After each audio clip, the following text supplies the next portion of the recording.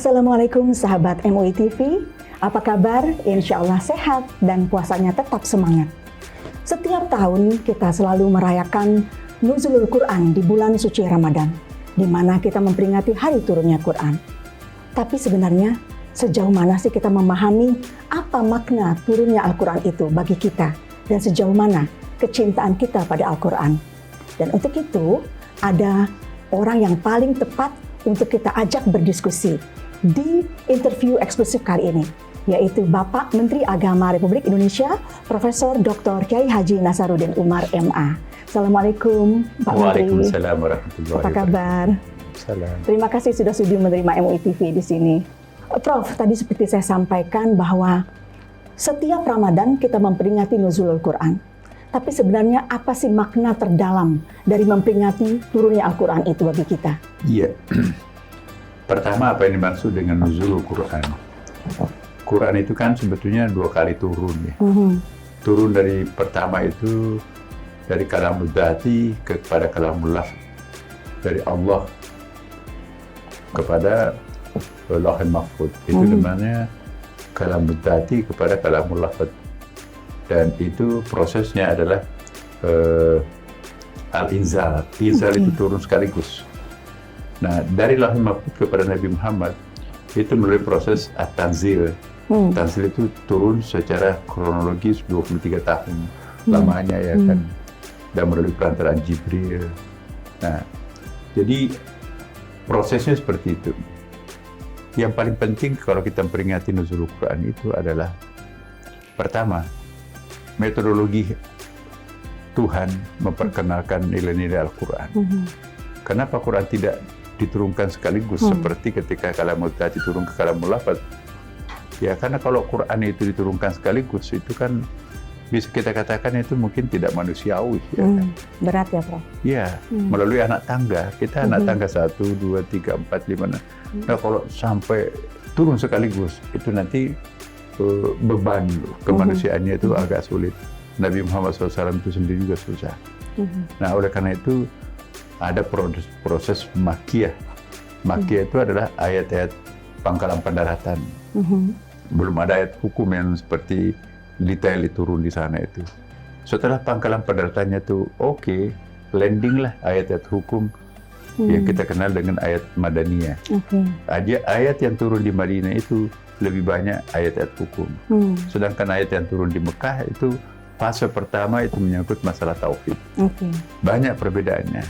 Ayat-ayat Makkiyah itu masih lebih banyak menggunakan kata Rabbun.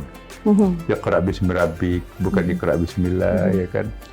Ya, juz-juz amma itu yang banyak turun pertama itu di Madinah, di Mekah itu pada menggunakan kata Rabbun, ya kan? Qul a'udzu birabbinas, malikin nas, kemudian juga wadduha walidzah mawadaka rabbuka, kata-kata Rabbun itu. Tapi di Madinah itu sudah mulai banyak turun kata-kata Allah yang lebih eksplisit. Nah, kemudian juga di ayat-ayat Makkiyah itu sifatnya lebih filosofis ya. Tapi kalau di Mekah, di Madinah itu lebih operasional, lebih detail. Nah dengan demikian ini kita bisa lihat bahwa Masya Allah ada proses tadarruj itu at-tadriju fit tasyri', beransur-ansur dalam menerapkan syariah ya kan.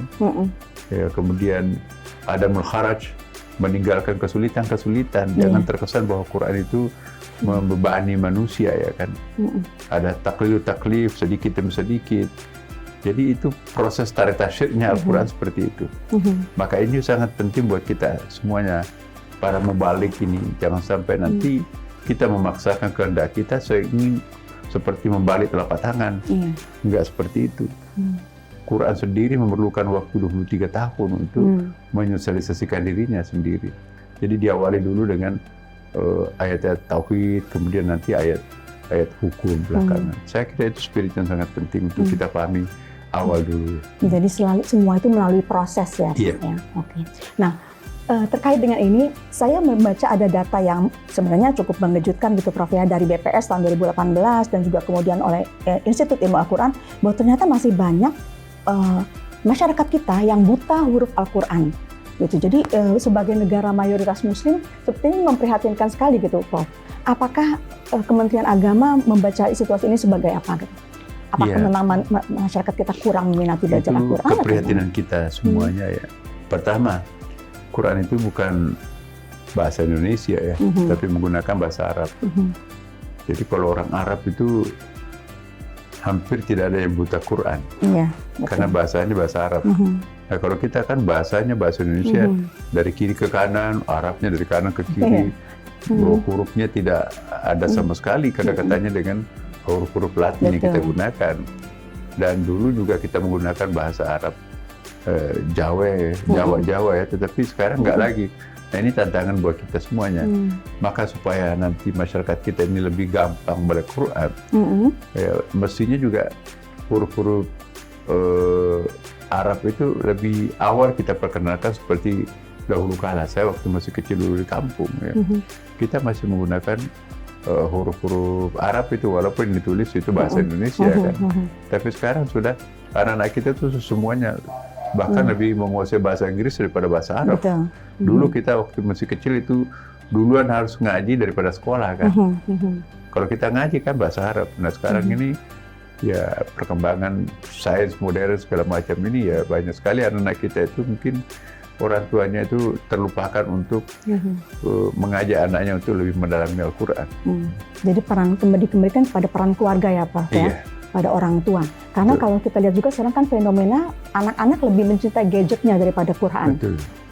Apakah mungkin ada rencana Kementerian Agama untuk lebih memasukkan kurikulum ini? Pertama kita tidak bisa secara emosional menanggapi hal ini.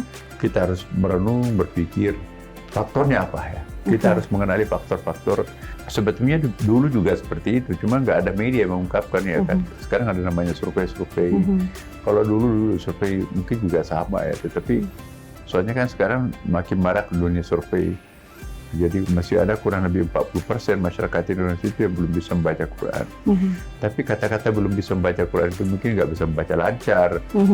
Berapa persen sama sekali nggak bisa membaca. Banyak orang yang sudah khatam Quran tapi nggak pernah diulang-ulang sehingga terbata-bata membaca Quran. Itu kalau masuk itu kategori tidak bisa membaca Quran dengan baik, tingginya populasinya tinggi. Ya, jadi tergantung standarnya apa yang kita ukur di situ. Ada sering pertanyaan yang saya sering dengar, Prof. Betapa kadang-kadang manusia lebih mementingkan untuk membaca Al-Quran dan kemudian menghafal tanpa mengamalkan di kehidupan sehari-hari. Jadi kadang-kadang katanya, oh ada hafiz tapi kehidupannya jauh kok dari Al-Quran. Bagaimana sih persyaratan supaya kita nih, masyarakat Indonesia tentunya, lebih mengamalkan Al-Quran, bukan hanya sekedar menghafal atau bisa bacanya. Kita seperti itu ya. MTQ ada di mana-mana, bahkan juara. Tapi paham nggak apa yang dia baca? Betul. Nah maka itu kita sekarang ini memperbanyak Al-Quran yang terjemahkan. Bukan Quran kita itu nggak ada terjemahannya kan? Jadi saya minta Quran-Quran yang diedarkan dalam masyarakat itu yang punya terjemahan supaya kita juga paham artinya kan. Jangan hanya mahir tajwidnya, lagunya, tapi nggak paham artinya. Nah dengan adanya pembelajaran Al-Quran di mana-mana, di masjid-masjid, apalagi dengan komputer kita sekarang kan lengkap dengan bahasa, dengan terjemahan macam-macam. Saya kok yakin bahwa insya Allah akan datang itu akan semakin populer pembacaan Al-Quran itu. Amin, insya Allah. Sebenarnya kan Al-Quran itu turun sebagai mukjizat ya bagi Nabi Muhammad dan juga rahmat bagi seluruh alam. Di Indonesia dengan bangsa yang majemuk, nilai-nilai Al-Quran apakah sangat berperan, Prof, dalam menjaga keharmonisan kita ini? Al-Quran itu kan kitab universal ya kan. Tidak bertentangan dengan hukum adat, tidak bertentangan dengan hukum-hukum lokal. Walaupun ada ya, tapi sangat sedikit lah. Jadi Quran itu rahmatan lil alamin ya kan. Oleh karena itu saya tidak melihat Quran itu tantangannya kepada nilai-nilai lokal ya. Lebih kepada mungkin kemalasan, motivasi keluarga, dan lain-lain. Nggak ada kalau orang mau membaca Al-Quran secara genuine, secara jernih, tidak ada nilai-nilai Al-Quran itu yang bertentangan dengan hak asasi manusia, kesetaraan gender, demokrasi, politik, ekonomi modern, dan seterusnya. Malah justru Quran itu memberikan motivasi untuk hal-hal yang seperti tadi. Jadi sebenarnya kalau misalnya ada yang menganggap bahwa kita harus belajar toleransi, itu salah ya Prof. Karena dalam Quran itu semua hal sebenarnya udah dicakup, termasuk toleransi beragama dan juga sains dan teknologi semua ada. Tapi bagaimana lebih menjabarkannya kepada masyarakat, Prof? Nah itu mafatna fil kitab Indonesia. Allah tidak mengalfakan sesuatu apapun dalam Al-Quran semuanya. Al-yawma akmaltu lakum dinakum wa atmamtu alaikum ni'mati wa raditu lakum al-Islam dinan. Jadi Allah sudah melengkapi semuanya dalam Al-Quran itu secara substansi loh ya. Tinggal tantangan kita sekarang ini mengartikulasikan substansi itu ke dalam bentuk detail kehidupan. Karena ini perlu, setiap agama itu harus ada 3 unsurnya kan. Ada unsur mitos, ada unsur logos, ada unsur etos. Mitos itu semacam akidahnya loh ya, semacam teologinya. Logos itu artikulasi dari keyakinan itu, tauhid itu ke dalam arti ya syariahnya mungkin ya. Etos itu akhlaknya itu. Setiap agama ini punya 3 komponen ini. Quran juga demikian ya. Jadi Quran itu ada teorinya yang sangat padat, ada artikulasi teori itu menjadi lebih detail, dan ada juga penampakannya dalam bentuk akhlakul karimah kan. Nah, untuk kita persoalannya bukan pada persoalan faith-nya. Semua orang percaya Quran itu mukjizat. Tidak ada satupun umat Islam menolak Al-Quran. Tapi kok kenapa faktanya banyak nggak bisa membaca Quran? Itu faktornya lain. Ketidakfahaman mereka terhadap Al-Quran bukan karena dia tidak suka Quran. Karena Quran itu berbahasa Arab. Dan untuk belajarnya itu kan kadang-kadang membutuhkan metode yang tidak singkat ya kan. Dan yang paling penting juga, manusia itu kan disibukkan oleh kegiatan sehari-harinya.